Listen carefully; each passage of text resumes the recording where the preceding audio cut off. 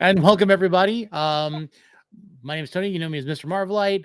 I've got Micah, or Pop Culture Rabbi, and I've got Nico Skywalker on social media. We're going to talk a little bit about Star Wars since it's May the 4th. And guys, happy May the 4th. May the 4th be with you.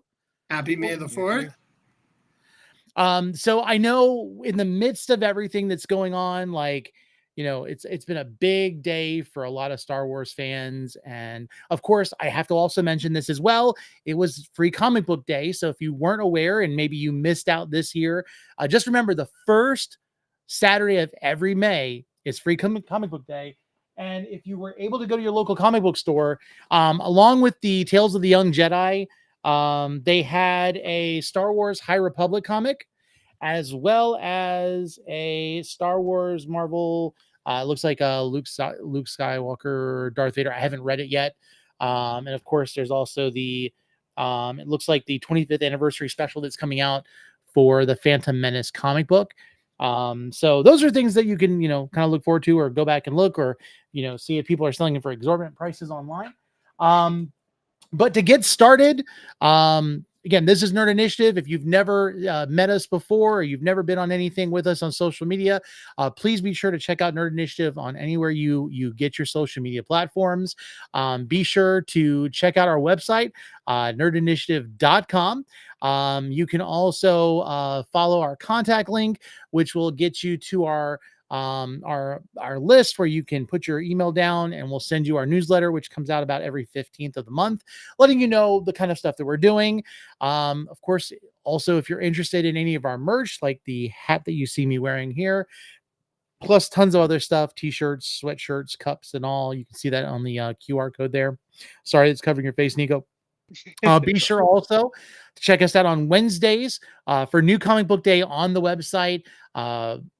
Pretty much anything that you're really interested in or excited about in the mainstream, and some of the indie comics, you'll be able to get a review from us regarding that. Yeah. So with all of that said, I think I've appeased the social media plugging gods. Let's go ahead and get started. Mike actually brought up the first idea for talking, and we're not going to talk super long. You need to go back and go watch Star Wars and everything else. The question was, how do you celebrate May the 4th? This has kind of become a thing now. Micah, you kind of shared a little bit about what you do. So go ahead and start us off, please. Wonderful. And I'll just, one last thing, I'll just remind anybody that's watching to like and subscribe.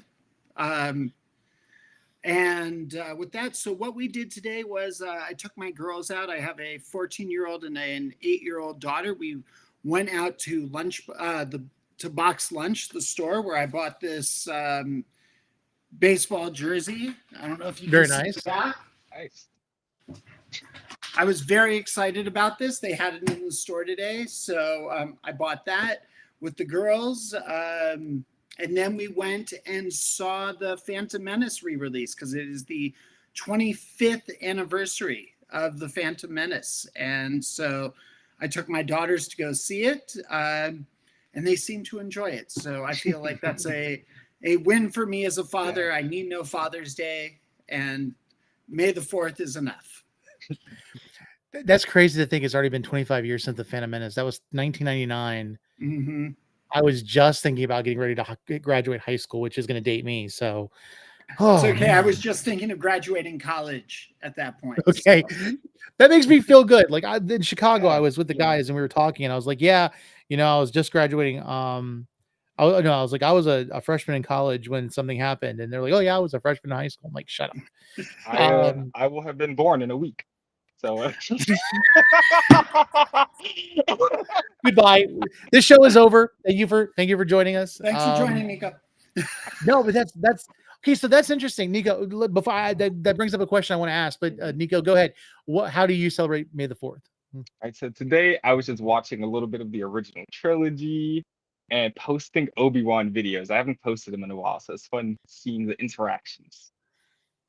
Absolutely. Now you are big into the cosplay. I don't delve into that.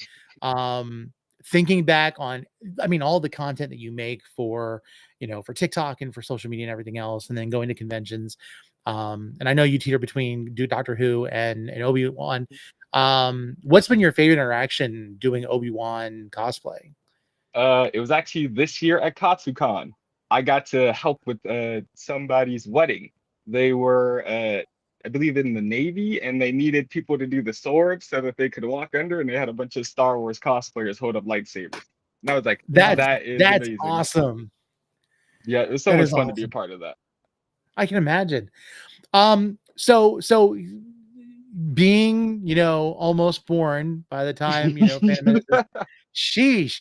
Okay, so let's go back, because part of the whole reason why like even wanting to do this is because um there is such a connection with fans. Now there's obviously a toxic section, and we know that. I mean, it's even in Yeah. Marvel, but um you know there is this thing where there are people that hold so closely to the original trilogy.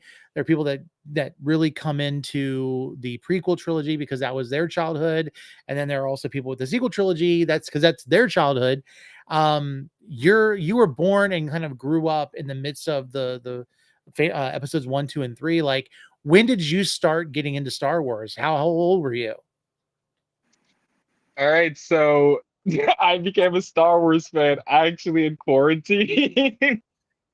Oh, that's awesome. Yeah, I became a fan around the Disney Plus Mandalorian era, and I was like, the first thing I would someone was like, "You haven't seen Star Wars? Watch the Mandalorian." And just the world, I said, I gotta watch everything. Watched all of the movies, started getting into the books. I just love the world of Star Wars so much, and then I had to start posting TikToks about it, meeting all those people. That is crazy. I never knew it was that recent. Yeah, one of my Micah, how reasons. old were you when you first started? Uh, well, Star Wars came out in 77 in May, and I was born in December of 77. Okay. And I think I've pretty much been a fan of Star Wars since before I can remember. You can actually watch one of our Rebel Roundup videos, our first one, where we go into more detail on this. But basically, I became a fan. I've been a fan my entire life. It's just a part of who I am. It is a core piece of my identity, I would say. Okay. I think I just loved it. I loved the space adventure. I loved Han Solo. I loved lightsabers. And, it was so. Star Wars was really like ubiquitous the way that maybe Taylor Swift is ubiquitous today. That was Star Wars growing up. You couldn't get away from it. What's funny is I think we all watched it and enjoyed it, but none of us talked to each other about it. So you had to like weed out who was a Star Wars fan and who wasn't. But I'm pretty sure we all watched it, and it was just a part of who we are. But I remember I remember going on Star Tours at Disneyland for the first time. Okay. I remember what it was, all those collectible action figures that everybody wants. I remember opening the packages at Hanukkah time, playing with my Millennium Falcon in the bathtub, which was a huge mistake because it had cardboard in it. And I learned at a young age that cardboard and water do not mix. Yeah, I think there's not a single toy I have that has stickers on it still from when I was a child. Yeah. But yeah, that was my Star Wars journey. It was just it was always a part of my life.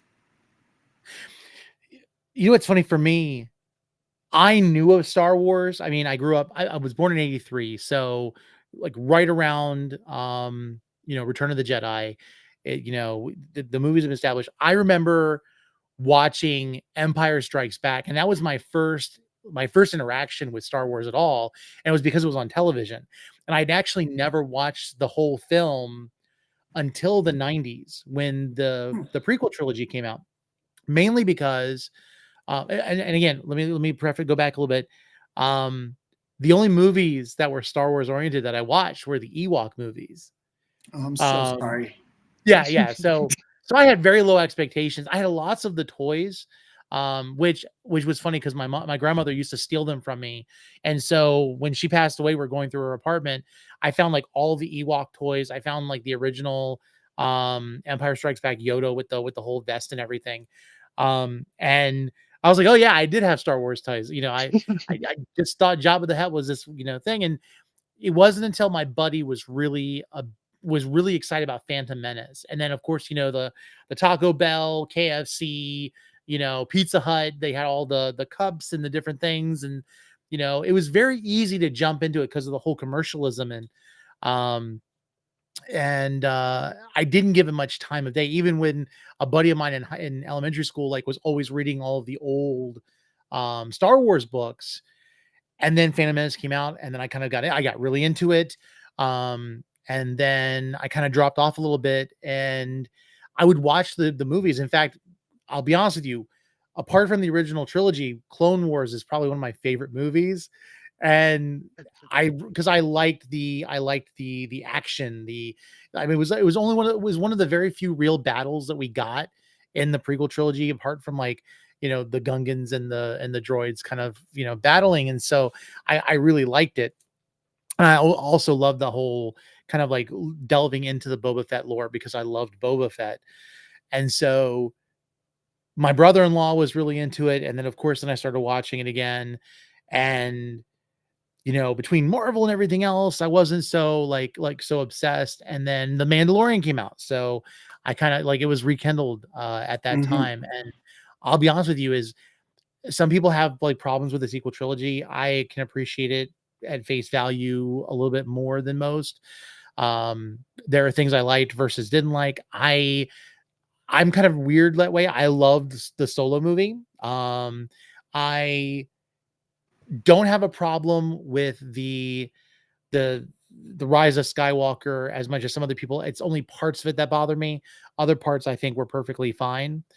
And yeah, I just kind of like, and again, at the same time, I try to keep away from talking about it because, I don't want to get into those arguments as of Mm. late. But it's been kind of a very interesting ride, going from not watching at all and only knowing bits and pieces to now being more into it. And again, I'm just going to be here. I should stop talking now, because I think you guys are more of the Star Wars things. This is my one Star No, Wars shirt, except for my like Kylo Ren shirt that I got that I use for lawn mowing at this point. And I've got like the majority of all of my Star Wars stuff here, including my lightsaber I got from Level Up Sabers, which is really easy to get all my Star Wars stuff together because I don't have a lot. there, Um, Tony, I want to be really clear about something. And Nico, you can feel free to disagree. There's no such thing as a good or bad Star Wars fan. Hmm. I mean, if I've learned anything, it is that a Star Wars fan is somebody who enjoys an aspect of Star Wars. Doesn't even have to be the whole thing. And so there are no like bigger fans or smaller fans. There's fans maybe that know more. But actually, what happened with me, it's interesting, Nico, that you're talking about COVID, that both of you actually brought it up.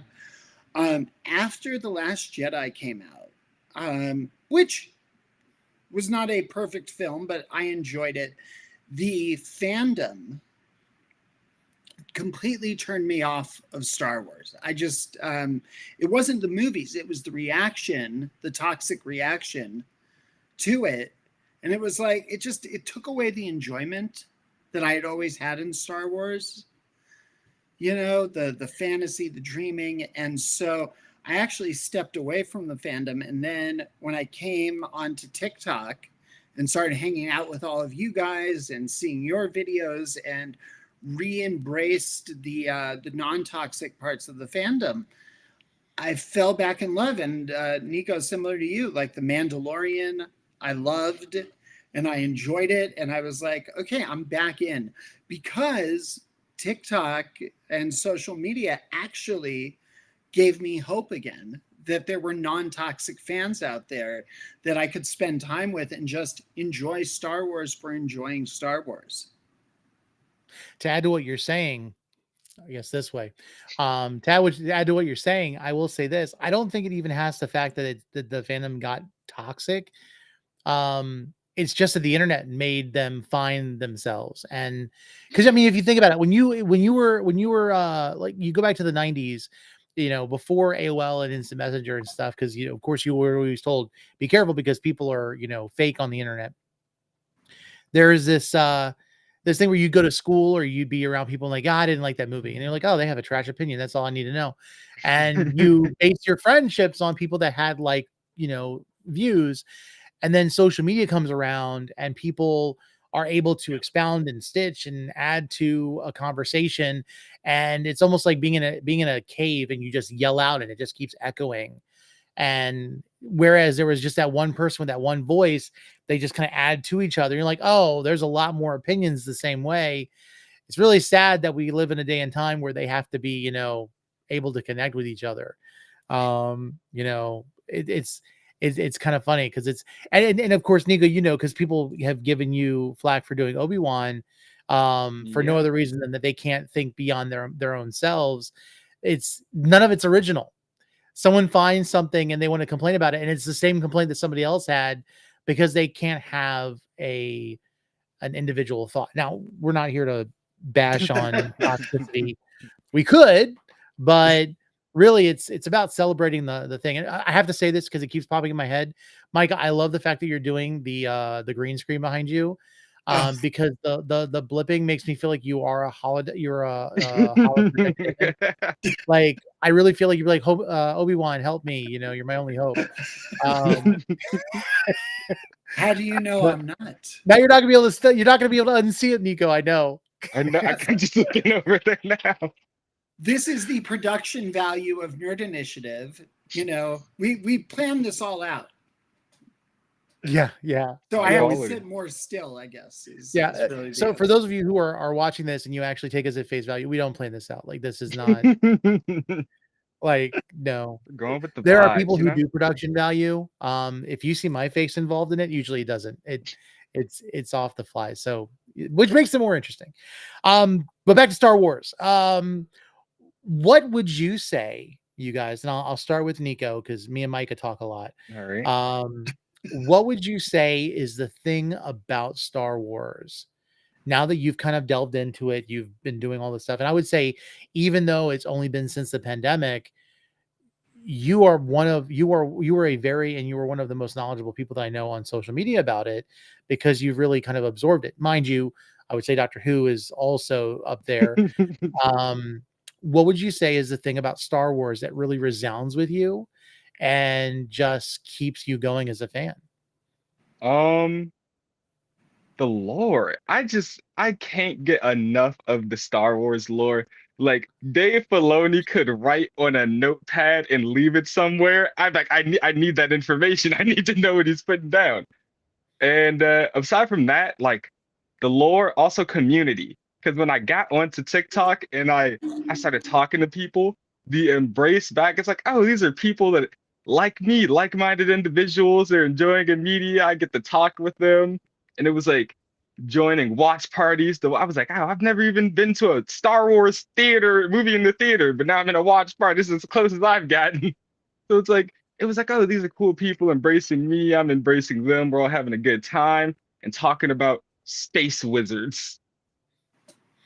You know what? When you're talking about community, it makes me think. So Xanatos gave us a couple things for the show tonight. I'm just going to play this because this is like exactly what you mean when you talk about community. Chance!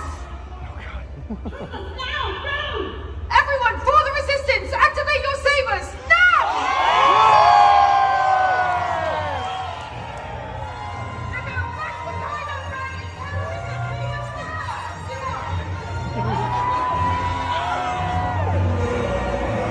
Well done, everyone!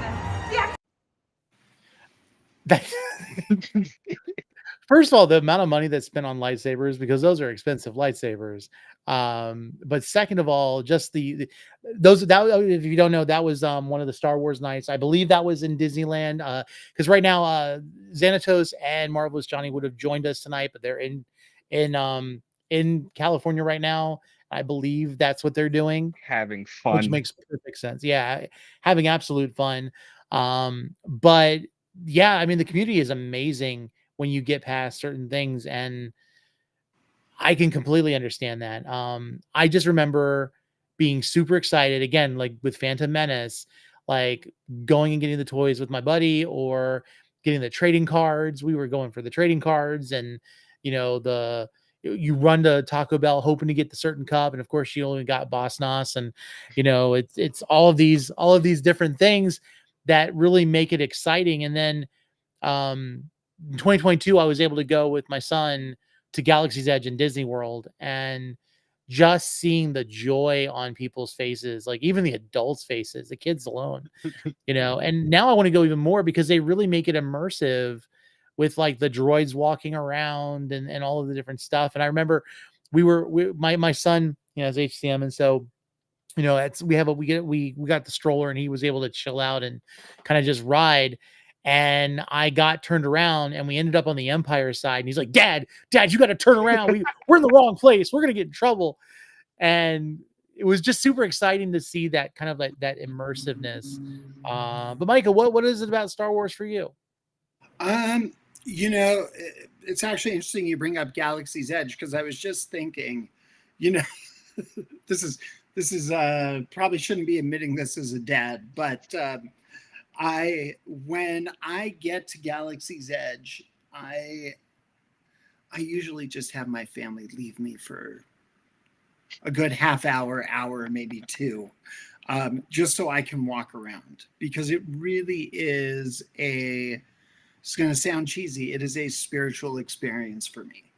It feels like being home in a certain way. I can't quite explain it, but walking around the streets there and just running my hands along the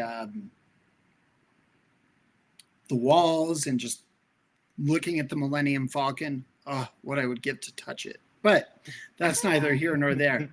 But it really is, as cheesy as it sounds, it is a sacred time for me. It probably is, Tony, a little more sacred for me. I know it's more sacred for me than it is for my kids.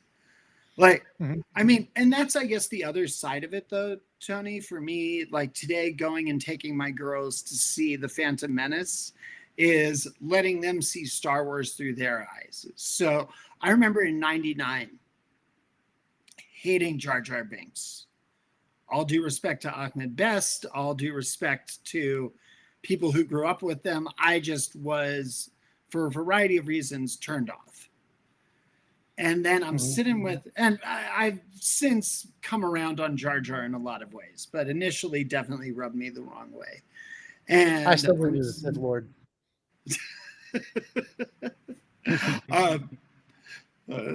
Have I told you about the tragedy of Jar Jar Binks, the silly?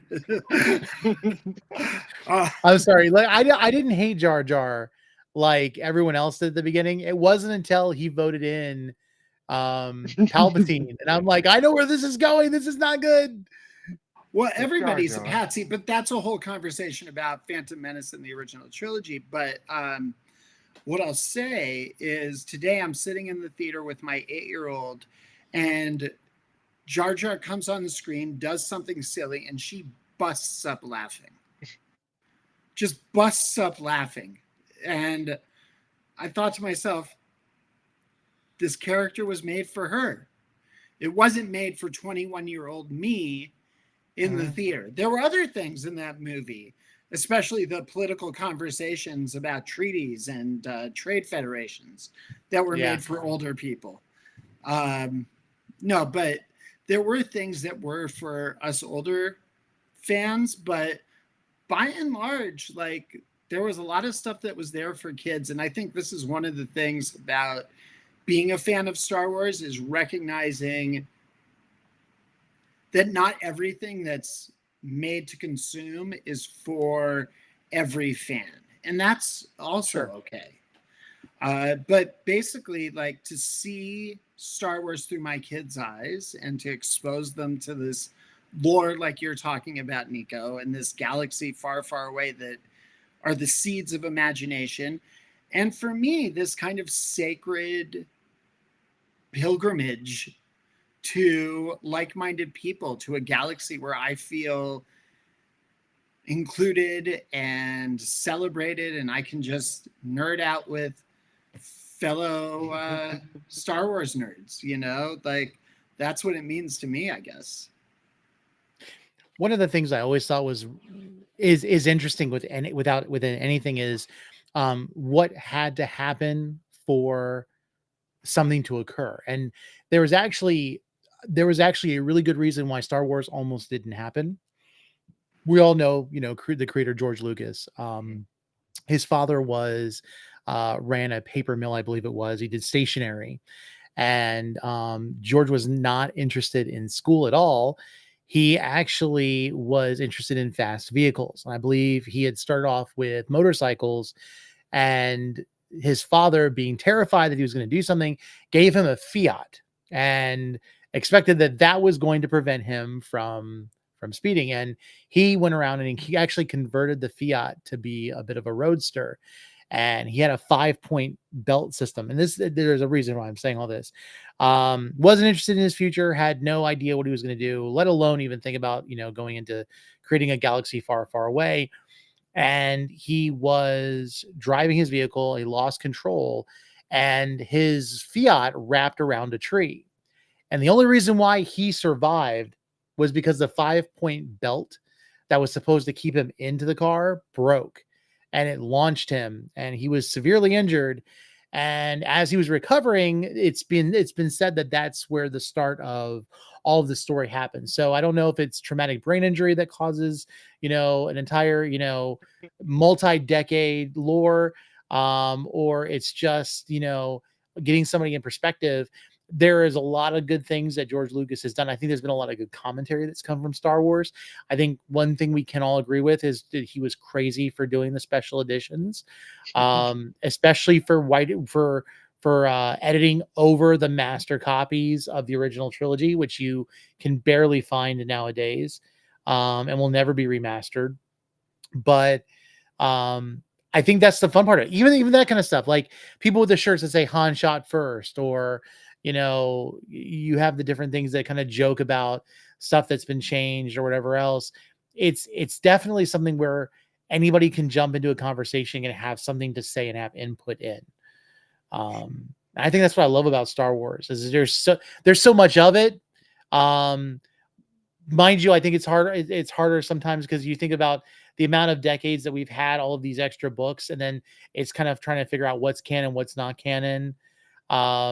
I think one of my favorite stories about, what's canon was Filoni was doing something, and Sam Witwer, who played, my first interaction with him, of course, was I think he played Doomsday on Smallville, but then he also ended up playing Starkiller in the Force, was it the Force Unleashed? Mm-hmm. And which was fantastic.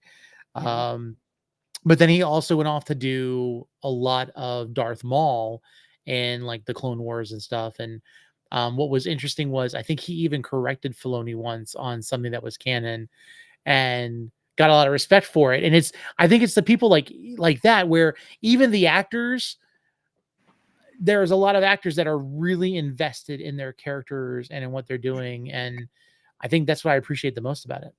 Mm-hmm. Yeah, he loves Star Wars. Like he had an interview recently where they're like, how many characters have you played? He's like, I've done so many random voices. Anytime they call, I answer. I don't even know the number now. It's great for residuals, though. Yeah, I think having grown up with the original trilogy, and I think you should have included a trigger warning there, Tony, before you started listing off all the things that Lucas did. But oh yeah, sorry. No, it's okay. Everybody's gonna get whiplash. Well, because I mean, I'll say for me, I was emotionally invested in the story. I knew every detail. When I watch A New Hope, and I'll call it A New Hope, when I watch A New Hope, I see what he did And again, I go into this in one of our other videos, but it messes with the pacing. The pacing was really solid, and Lucas goes in and he fiddles with it. But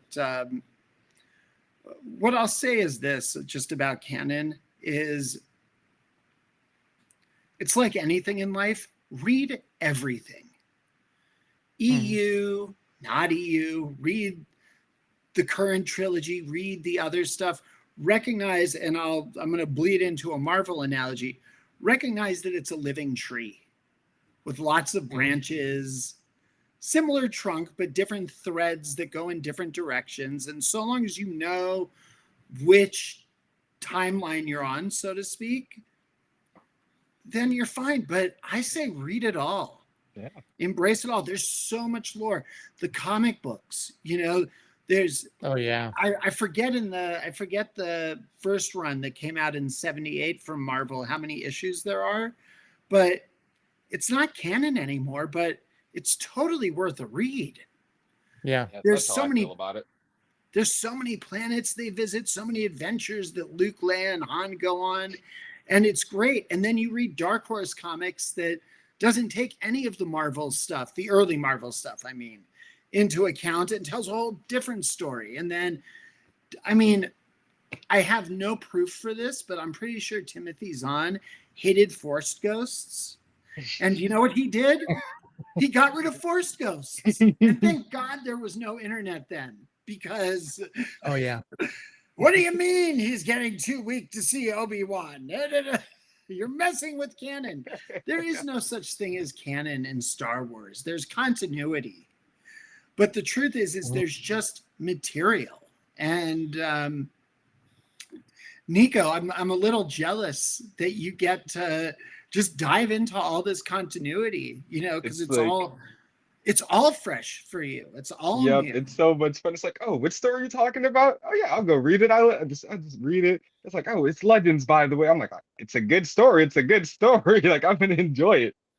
Right? Like I was just reading the story of like the first Jedi, the Jedi, JE''DI in the comics, and I'm blanking on the name of the run, but I'll look for it in just a second. But that's not canon anymore, but it's fascinating, and it's got a whole different story about who the Sith were. And you know what? I enjoyed the series, and I don't care that it doesn't connect to anything else. Yeah. I liked it. It's like, I read indie comics. This is fine. Like, it So has let me ask similar characters. So let me ask this question. Based off of that, what do you think of all of the stuff that you've consumed, whether it's canon or not? What would be one thing that you would like to have actually been incorporated or included as canon from what you've experienced in the past? Nico, do you want to go first? I'm gonna just I'm look still this thing chewing. I'm chewing on this. So dead air is terrible. So I'll fill the dead air while you're chewing. Okay. Like I said, the early lore of the Jedi. I think there was a TV show that they were planning, and I forget, again, I'm blanking on what it's called. And I know I hope that there's somebody watching this video that's screaming at me right now with the right name. But I really like that early Jedi stuff before they were Jedi, when the Force was new, how the Force came to be. Like, I would love to see more of that included.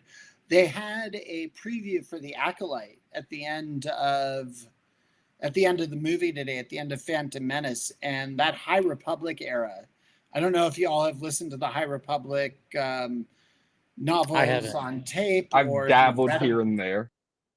But I'm loving the High Republic stuff. Everything I've heard is just so cool, especially the Jedi way seekers and the way that they're using the Force and the Force abilities. Like, oh yeah, I'm giving all of my friends ability buffs, and I'm like, this is awesome.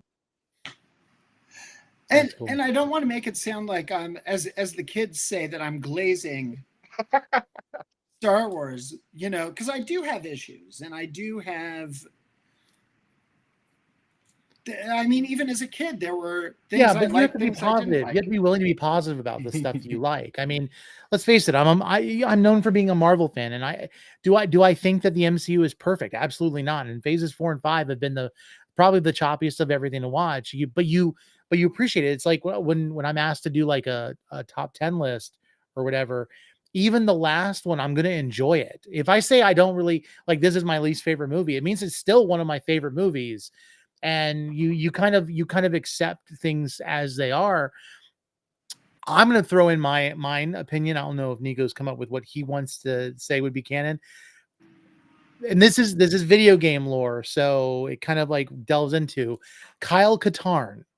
Mm. If you know about Kyle Katarn, he was based off of, I can't remember what the name of the first movie was. Basically, he was a stormtrooper who went rogue, and it was a first person shooter.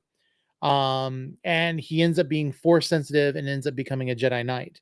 And then there's the Jedi Knight video game, and then Jedi Knight 2, Jedi Outcast, which follows that character who goes from, being on the Empire, going with the Jedi, not being able to stand with the Jedi, and he ends up being a bounty hunter, but then accepts his place as a Jedi Knight. And then of course, then they kind of ruined the whole thing by creating the video game Jedi Academy, which was interesting because it had Luke in it every once in a while. And it's especially when you think of like, this is like Luke right around the time that would have been right around the time of the Mandalorian.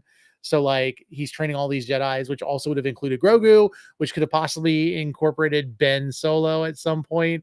So it's like all of these little things that could work out really well if you're thinking about it. And then of course it brought you to like those iconic places like Yavin and everywhere else. And I always thought it was a fun idea to have that character and have characters who were, let's say, they lean toward being Jedi, but they refuse to be Jedi. It's kind of like the whole, what's her name? Sabine, where she kind of played being the Mandalorian, and then now she's finally, delving into being a Jedi. It's also like Ashoka, who, was a Jedi, but then stepped away from the order. I think having more stories with characters like that have left the order, but are still very much involved with the Force and knew that would be a great way to go, I think, down the road. And I would love to see Kyle at some point. And I'm actually just gonna recommend something really quickly, Tony, because it came out today. I think this morning, was Tales of the Empire. Okay. Which actually does deal, I'm not gonna spoil who, but does deal with a fallen Jedi. So I highly recommend watching it. Okay. And right. Also, just really quick, the comic series I was talking about was 2012's Dawn of the Jedi. Oh, cool. Add that to my list. But I was looking for an answer in the Force, and in honor of Xanatos, I feel like I have to say Mara Jade, because we both agree on those characters. But if he were here, I know 150% he would have said Mara Jade. Mm-hmm. Well, his force ghost is here with us. It's like I can almost hear him. So, Nico, can I ask? And I loved Mara Jade in the books, one of my favorite part of the Zahn novels. But what about Mara Jade stands out to you? How would you incorporate her into the new canon? Somewhere around after Mandalorian, but before the sequels, like a part of I think it would be great to see that love and then tragedy of her being taken away from Luke. And it would be such a good filling point to like, oh yeah, desolation. I'm going out into the middle of the stars and just not doing it, not feeling it anymore. It actually, I mean, to your point, it fills in part of what would have made him go to Octo. Yeah, I think it would be a good driving point for him. That's good. That's good. Sorry, you got me excited. I'm just looking over my head because y'all are both going over my head. That's all. Just thinking about it. No, but that's great. Like, listen, that's the whole thing. Like, I'm so thankful for what I've gotten into, and there's so much more too. Mara I know Jade some people will. Luke's Mara Jade was Luke's girlfriend for like Okay. super oversimplify Yeah. during the Timothy Zahn novels. Would that Okay. be fair, Nico? Yeah, yeah. Now, Mara Jade had more involvement with the government at the time too. What didn't because I know the name is familiar. I think she's even been mentioned in things like the Jedi Knight and stuff like that. Because like she was a figurehead. I didn't know there was a relationship between her and Luke. hmm It's all sorts of interesting. It's very interesting. You heard it here, everybody. Star Wars has a little bit of spice. It sounds like It does. It gets a little spicy here and there, especially in the extended books where they give the writers their own freedom. It's Mhm. interesting. if he at all says like I can just see it's like you know we're meant to be. Search your feelings. You know it's true. Nothing that cheap. Listen, Lucas didn't write any of Mara Jade's dialogue, so you don't have to worry about it being cheesy. Okay. I think he actually does not like Mara Jade, which makes me like her more for some reason. I didn't know That's that he fine. didn't like her. Anyway, Yeah, it was during an interview someone asked him about the state of like Mara Jade and that character. He was like, I didn't write that character. I don't like those characters. Don't ask me. That's you great. could sign off on those characters. Yeah, you can just say, hey, yeah, sure. Like it was just the don't ask me about it that makes me laugh. You're I right. said don't ask, don't tell. What is it? What is the wonkiest thing in Star Wars that you just happen to love? I'm going to say personally for me is the whole concept of there being space whales. Oh, I love the Purgles. I love them too. I just think it's the most weirdest thing when you think about like we're talking about like mind you, we've got space wizards with light sticks and you know never once do we ever talk about the idea of people going out into space and dying in space. They can will force themselves back through windows and whatnot. So I guess hyperdrive whales are completely plausible. We owe them. We owe them You just for say Wookiees? No. I was thinking the wonkiest thing in Star Wars. Oh, okay. Jeez. I mean, this is going to sound super nerdy and I'm going to get some flack for it, but the idea of like, and granted, we're dealing with space wizards and this is just my nerd coming out, like, is light speed and hyperspace and that you could travel these distances in relatively no time at all. I know the story can't work otherwise, but still, like, it's it's a literary freedom that they took. You wanted something. stole my Nico's space thinking. whales. Yeah, I was gonna say Purgles too. I'm gonna I think double next down time we on do that. a live show like this, I'll make a list of questions. That way I'm not just like throwing you all for a loop. Yeah, I'm gonna double down on my space whales. I love those guys. I do love Yeah. that. I did love the Actually- whale. The Bendu. I really love the Bendu, and not because he's voiced by Tom Baker too, and I'm a big Doctor Who fan, but just not a gray Jedi, but like not on either side, not pushing any agendas. I just exist. I cannot, I shouldn't say I can't stand, but like the notion that people get upset that there could be gray Jedi. Oh, you know what it is, Tony? Sorry. And yes, you're right. It would have been cool to have been prepped for this question. What bothers me is that there are only two types of Force users in the galaxy. There's Jedi and Sith. So you're telling me of all the people living in that galaxy far, far away, that the only ones that can access the Force are the Jedi and the Sith, and that there aren't hundreds of other Force religions, paths, groups that are all battling it out between each other about who has the right connection to the Force. Mm-hmm. That's my thing that is wonky right now in Star Wars. Well, so Rogue One kind of like gave us that person with Donnie Yen's character where he wasn't really a Jedi. He wasn't, anything other than he was blind and the Force helped guide him.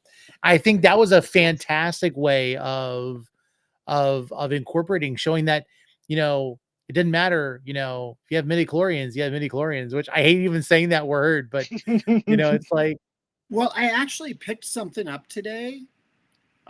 Watching Clone Wars, watching Phantom Menace again. Everybody has midichlorians. Midichlorians are not. Lucas actually got it right. I don't think the rest of us were listening. Everybody that's born possesses midichlorians. Some people possess them in greater amounts and lesser amounts. Yeah. And the midichlorians. I think so the midichlorian count only gives you the idea. It's only like an external. So it's funny. I'm going to throw anime into this. I think it made sense for me with one, My Hero Academia. So if you, Mike, have you ever watched My Hero Academia? I know of it. Okay. So, it's a world of superheroes. Everyone has quirks. There's this one kid, Izuku Midoriya, who wanted to be a superhero. The problem was he didn't have a quirk. And early on in his life, his mom takes him to the doctors and they find out that he doesn't have like a certain type of joint in his toe. And it's not that joint gives him a quirk. It's just that people who don't have quirks tend to have that type of toe. And so they were able to observe that he is a person who is predispositioned not to have a superpower because of something physical about him. And I think that's what midichlorians have always been. It's not the midichlorians that make the person a Jedi. It's the physical embodiment showing that person has that type of ability. And that's kind of like a symptom of it. Like when you have a higher white blood cell count, when you have like a virus or something. It's probably the best way I could probably explain it. And I'm probably wrong, but Well, and that would be another interesting thing for Star Wars to explore with the Jedi. Although I don't know how they would do it at this point, but is the idea that the Jedi have a disease. That the midichlorians are a disease that they have, right? It's what makes them abnormal. It would veer, I think, a little too close to X-Men territory as I'm saying it right now. But Darth Magnus. But it's that idea that that so much of life, to quote Obi-Wan, is how you look at it. Yeah. Yeah, it'd be interesting to see. I mean, I'll say, like, I'm really excited about the Acolyte. I haven't seen the teaser. I didn't get to see Phantom Menace today. I'll be honest. I feel like I didn't get to celebrate May the 4th. I was exhausted today, but I'm like, I was sitting like thinking like, having lightsabers, like pulling stuff out. I don't know if any of y'all have this. And it's just because I'm a nerd. I've been a nerd for a while. I collect stamps, or at least I did back in the day. And so I actually got way back when, the Star Wars stamp set. And it just made me think about it because it's only the sequel and it's only the prequel in the original series that it actually touches on. It doesn't do anything with like Force Awakens on, but it's just kind of funny. Like you find something that you really enjoy and you just kind of like gravitate to it.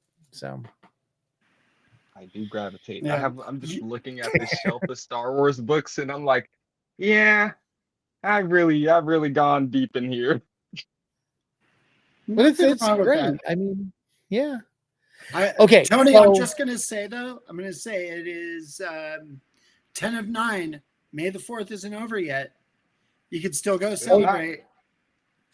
Yep. It's almost 9:00 for me. We were gonna my kid's trying to get through the MCU because my wife keeps referencing things like from Infinity War. I'm like, he hasn't seen it yet, and so like we're trying to get him through the movie order. And she's like, well, we need to watch Avengers tonight. I'm like, no. It's May the 4th. We need to watch a Star Wars film or show or something before it's all over. But we are getting close to 9:00. So let me go ahead and pose one more question, and then I'll let you guys tell everybody where you can be found. And again, thank you guys for joining and doing this. on a day like this. This was for those watching. This was not a like long-term planned thing. We've got some people on the website that have done articles, but I just wanted to make sure there was an opportunity for us to kind of just talk and enjoy it. And I always love talking to these guys. Mind you, me and Nico are geographically close to each other, but you'll never see us in person on video for whatever reason. I don't know what it is. That is You know, true. but we hang it. I even had my son do an interview on Nico last year, and the audio was trash. And I'm like, crap, can't use it. So, but yeah. So last question. What we've kind of like we've run around it. You know, the idea of, you know, what Star Wars really means to you.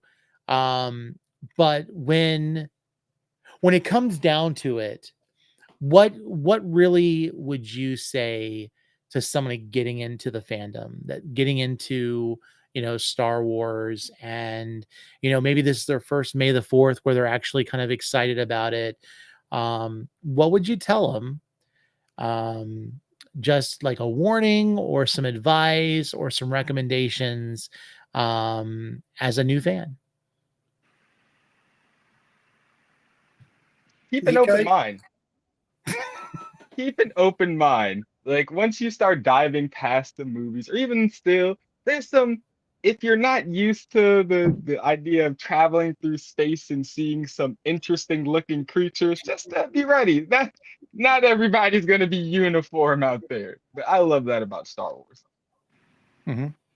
I think I would Michael? say, I would say welcome, and it's great to have you. Yeah. And let me know when you're done with your first piece of content, and we'll talk. When you get a lightsaber, we can duel. And be aware they that want there are to. some people. If they want to. Be aware there are some really knowledgeable people out there that you can definitely get information from about Star Wars. You know, we're working on it. We're going to be making more Star Wars content, especially for Nerd Initiative. There are some people on different platforms, whether it be YouTube or whatever else, that absolutely love Star Wars, but at the same hand, they turn around and complain about things like nuts and bolts and wheels and trash bins and whatever it may be. And just to understand that, there are lots of people in the fandom that have grown up with it.